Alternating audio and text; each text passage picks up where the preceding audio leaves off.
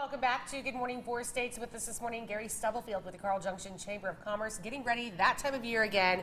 The Carl Junction Bluegrass Festival, bigger than better than ever before. Biggest one ever. Well, I know you and I were talking during the commercial break a couple of years ago. We kind of had some issues with the weather. The forecast is looking fantastic for you all this year. Fantastic. I think 83 degrees high, 5-10 miles per hour. Oh, yeah. So absolutely gorgeous weather. We'll talk a little bit about this event because I believe this is, what, the 18th year 18th for it? year. And it's just done nothing but grow over the last several years. It has. It was started by Jim Wisdom, late Jim Wisdom, who's the mayor. And all he wanted to do was, he called Center Creek Park, where it's held, a hidden gem. He said, people need to know this park's down here, so let's do something, but make sure it's family-oriented, kid-friendly. He had a neighbor who played bluegrass, so it became a bluegrass festival. So I mean, it was really that easy of a start, and it's grown and grown over the years. And the music, you know, we've been talking about this over the last couple of years too. The whole bluegrass genre, that Americana type music, is really making a comeback. It's the oldest form, and it's coming back again. Well, talk about what people can expect at this year's festival.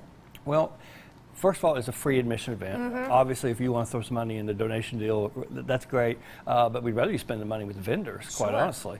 And we've got a presenting sponsor this year, and that's something new. Jeff Asbell Excavating and Trucking has stepped up so that we can continue to offer it as a free festival.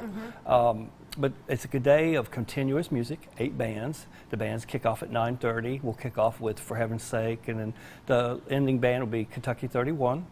While that's going on, we've got lots of things for the kids. Bounce, attractions, pony rides. Spiver Center for the Arts will be there. Art Feeds will be there.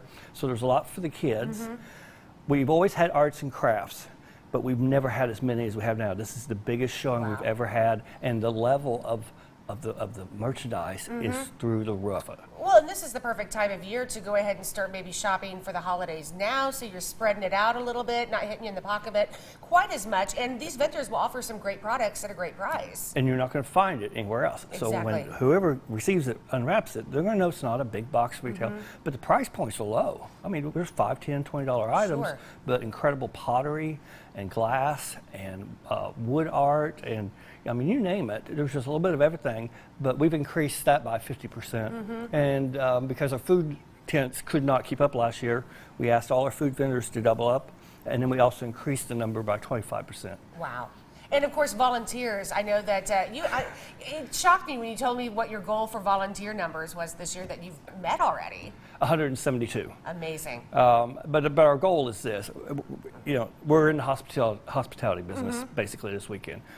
We want everyone that comes in to have a good time, arrive and leave with a smile, and so we want to have a volunteer always within eyesight, just to make it a good experience. And so we've got a lot of boots on the ground, and I think everyone will have a great time. Well, you can see that just by looking at the pictures that you saw scrolling through during the interview portion. The duck race making a comeback too? It is. Those ducks will hit the water, I believe, about 3 o'clock, about over 2,000 ducks. You can get them at the festival. And $2 a piece, or 6 for 10. That benefits our youth fund. That's what allowed us to give out $4,000 in scholarships this last year. And that's something interesting about everything we've done with this festival. We've found a way for it to fund something that goes back into the community. The 5K race that is actually held the night before benefits our Carl Junction Bright Futures. Our car show benefits local breast cancer groups.